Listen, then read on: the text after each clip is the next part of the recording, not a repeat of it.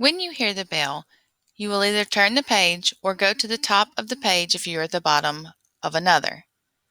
The Templeton twins have an idea. Chapter 3.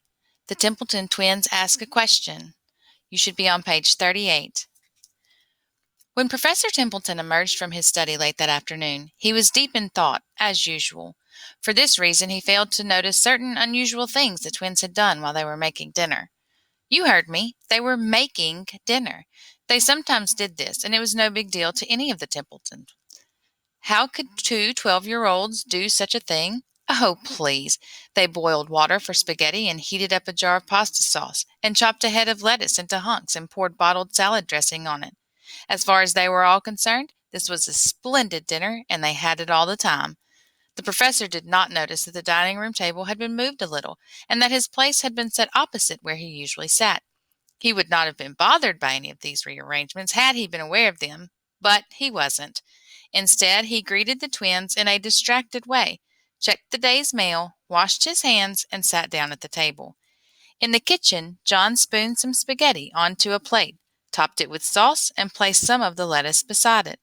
Then, pretending to be extremely casual and ordinary about everything, Abigail carried the plate out into the dining room and placed it before her father. "Thank you, dear. It looks lovely," the professor said, his mind elsewhere. By this, I do not mean that the poor man's brain had been removed from his head and taken to a different location, but that he wasn't thinking about spaghetti and salad. He was thinking about other things, in fact, about an article he was reading. You will be interested to learn that the professor used one of his own inventions to read magazines and journals while eating. He called this invention the foot-activated, compressed air-powered page turner with clip-on mount. This, as you can see, is a perfectly dreadful name, so we'll refer to the invention as the Facaptocom. He originally created this device for people who play the piano. It consisted of a pedal on the floor, connected to a rubber hose. When you stepped on the pedal, a blast of air shot through the hose into a nozzle clipped onto the sheet music you were reading. The blast of air turned the page. You laugh, but turning the page is an important function for piano players who read music while they're playing, and who cannot lift their hands from the keys. How important is this function? It is so important that in serious piano performances, an entire human being is employed to turn the pages. I know you think I'm making this up, but I assure you it is true.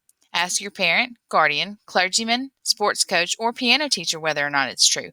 Or don't bother with any of them and just take my word for it. The Facaptocom was meant to allow piano players to turn their own pages, and it worked, more or less. Sometimes the jet of air turned more than one page, which meant the device needed fine-tuning, but still. Then the professor discovered that it could also turn the pages of books and magazines, thus enabling him to eat and read at the same time without interrupting either the eating or the reading. He had not yet perfected the device, so it was not for sale anywhere, but he had high hopes for its success in both the piano-playing world and the reading-while-eating world. While the professor was reading and eating, Abigail stood there holding her breath and sneaking glances toward the ceiling. Then she heard a sort of hissing sound and looked around. It was John, whispering from the kitchen, "Abby, help!" Abigail ran into the kitchen. There was her brother holding the fishing pole. Its line ran up to and across the ceiling, crossing above the kitchen light fixture, which held it up, then ran down through the kitchen doorway, out into the dining room, and across the dining room light fixture. It ended finally in the hook and sinker attachment, which dangled high above Professor Templeton's plate. John pointed to the kitchen ceiling. "It's stuck!" Abigail looked. The fishing line, which John was trying to unreel, was snagged on something in the ceiling lamp. Abigail said, "Oh, for goodness sake!" and immediately placed her hands on the counter and jumped up onto it. From her perch, Abigail could see the problem. She gave the line a little jerk, and it jumped free of its snag and grew taut. John quickly reeled it in a little to keep it under control. Abigail jumped down. "Okay," she said. "Let's go."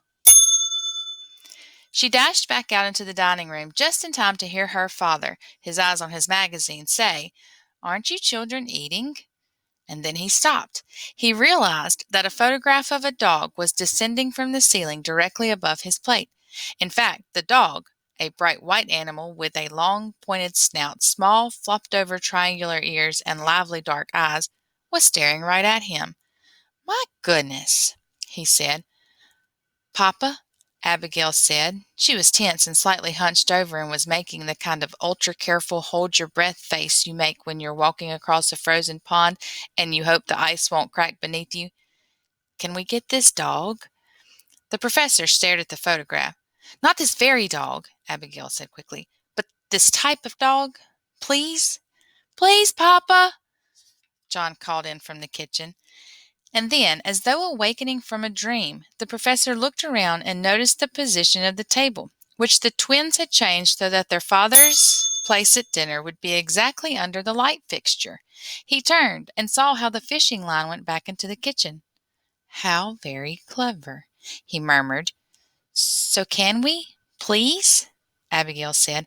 We'll take care of it and walk it and everything. Oh, I don't know, Abby, the professor said. A new dog, it's such a change. But isn't that what we need? Abigail said. The professor looked at her and at the dangling photograph of the dog, which seemed to look back at him. Then he put his fork down and thought about it.